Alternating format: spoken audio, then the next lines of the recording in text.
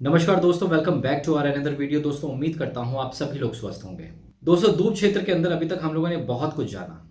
हमने जाना कि हमें वहां पर इन्वेस्टमेंट क्यों नहीं करनी चाहिए, सरकार का वहां पर क्या रुख रहता है, कोर्ट के क्या क्या ऑर्डर्स हैं। हमने सब चीज़ों के बारे में जाना और हमें समझ में तो ज़रूर आ गया होगा कि हमें वहां पर इन्वेस्टमेंट नहीं करनी है। बट आप लोगों के सवाल जो रहे हैं कि हम लोग नदियों से कितने दूर तक के हिस्से को दूध क्षेत्र कह सकते हैं, तो हम आज इसके ऊपर बात करेंगे और एंड तक ज़रूर देखिएगा, बिकॉज अगेन ये बहुत ज़्यादा इंपॉर्टेंट वीडियो हो सकती है आप सभी लोगों के लिए। और दूसरों तक भी ज़रूर शेयर कीजिएगा अगर ये आप लोगों को इंपॉर्टेंट और ख़ास लगती है तो, ताकि हम सभी मिडिल क्लास को और लोअर मिडिल क्लास को बचा सके गलत इन्वेस्टमेंट करने से। दोस्तों, किसी भी लोकेशन या किसी भी नदी के तटीय क्षेत्र को दूब क्षेत्र कहा गया है, बट वो कितने हिस्से को कहा गया है ये चीज़ डिपेंड करता है state to state, city to city और सिटी के अंदर भी एरिया टू एरिया। तो दोस्तों, ये कहीं पर भी वैलिड नहीं है कि हमें 2 किलोमीटर तक की एरिया को छोड़ना है या 1.5 किलोमीटर तक की एरिया को छोड़ना है या 500 मीटर तक की एरिया को, नदियों के बाद की एरिया को छोड़ना है, उसके बाद वो दूब क्षेत्र में नहीं आता। ये कहीं पर भी लिखित नहीं है कि वो परफेक्टली डिफाइन किया गया हो। तो दोस्तों, इस चीज़ के लिए जब भी आप लोगों को लगता है कि आपको इन्वेस्टमेंट करनी है और वो कहीं ना कहीं दूब क्षेत्र में आ रही है कि नहीं आ रही है, तो गवर्नमेंट के मास्टर प्लान्स को आप पढ़िए। आप उस प्लान को अगर आप पढ़ लेते हैं, उस प्लान के अंदर सारी की सारी इन्फॉर्मेशन होती है। ये तो हो गया सॉल्यूशन।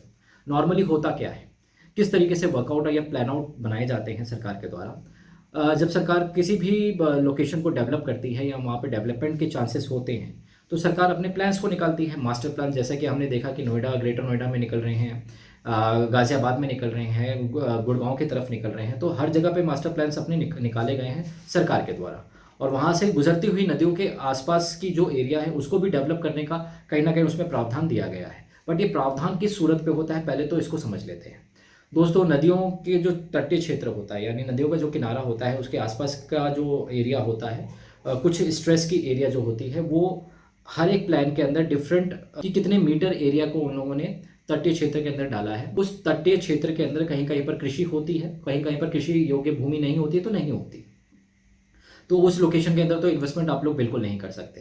तटीय क्षेत्र के बाद जो सरकार दे देती है कुछ हिस्सा, वो संरक्षित क्षेत्र के लिए देती है। अब इस क्षेत्र के अंदर भी आप लोग इन्वेस्टमेंट ना करें तो ज़्यादा बेटर है, क्योंकि कहीं कहीं पर बहुत ज़्यादा इलीगल कॉलोनीज इन्हीं क्षेत्रों के ऊपर काटी गई हैं, जहाँ पर आज जो प्रॉब्लम्स मैंने आप लोगों को अपनी वीडियो के माध्यम से दिखाने की कोशिश की है, और ये उसी तरीके की ज़मीनें हैं। तो नदी संरक्षित क्षेत्र उस क्षेत्र को कहा जाता है जब नदी उफान में होती है और नदी का बहाव बहुत ज़्यादा होता है, और फ्लड जब बढ़ता है तो नदी संरक्षित क्षेत्र तक भी जाता है और उसके आगे भी जाता है। तो ये दो हिस्से हैं जहाँ पर आपको बिल्कुल भी इन्वेस्टमेंट नहीं करनी, चाहे सरकार ने अलाउ किया है चाहे नहीं किया है।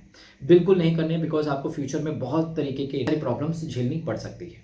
अब इसके बाद किसी किसी जगहों पर, किसी किसी एरिया में, किसी किसी सिटी के अंदर, एरिया के अंदर भी आप लोग नहीं कर सकते इन्वेस्टमेंट, और उस एरियाज़ को पार्कों के लिए या अम्यूज़मेंट पार्क के लिए या नर्सरी के लिए उन लोगों ने छोड़ दिया है। सरकार ने उस मास्टर प्लान में लगा दिया है, ग्रीन जोन डाल दिया गया है, ताकि नदी हो, नदी तटीय क्षेत्र हो, नदी तटीय क्षेत्र के बाद आपका नदी संरक्षित क्षेत्र हो, और उसके बाद भी पार्कों का निर्माण कर दिया गया है, क्योंकि उनको मालूम है कि ये नदी काफ़ी उफान में रहती है, साल भर में बहुत बार ऐसा देखा गया है। तो उसके हिसाब से वो अपने प्लान्स में डिस्क्लोज करती है इस तरीके की प्रावधान को। अब इन सब एरियाज को छोड़ने के बाद सरकार अपने प्लान्स को निकालती है, रेजिडेंशियल हो, कमर्शियल हो, या फिर इंडस्ट्रियल हो, या फिर इंस्टीट्यूशनल एरियाज हो।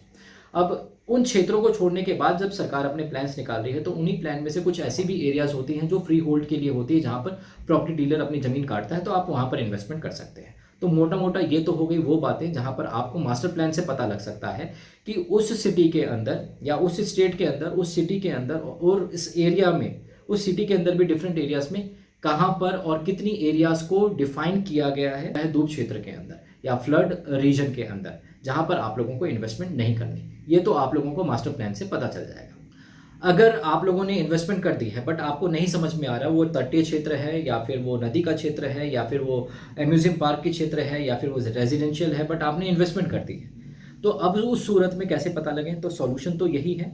इसके अलावा एक और सॉल्यूशन है कि आपने अगर ज़मीन ली है बट कंस्ट्रक्शन नहीं किया, पहले तो आप अपने नक्शे को पास करवाएं। अगर एनओसी मिल जाता है तो आप वहाँ पे फर्दर कंस्ट्रक्शन कर सकते हैं, और अगर एनओसी मिल गया तो इसका मतलब ये भी है कि आपकी ज़मीन जो है वो सेफ है, वो दूब क्षेत्र के अंदर नहीं आ रही, और आप फर्दर वहाँ पर कंस्ट्रक्शन कर सकते हैं और आराम से अपनी फैमिली के साथ रह सकते हैं। तो उम्मीद करता हूं दोस्तों आप लोगों को समझ में आ गया होगा कि दूब क्षेत्र की एरिया कहीं पर भी डिफाइंड नहीं है कि कितनी एरिया को छोड़कर आप लोगों को इन्वेस्टमेंट करनी है।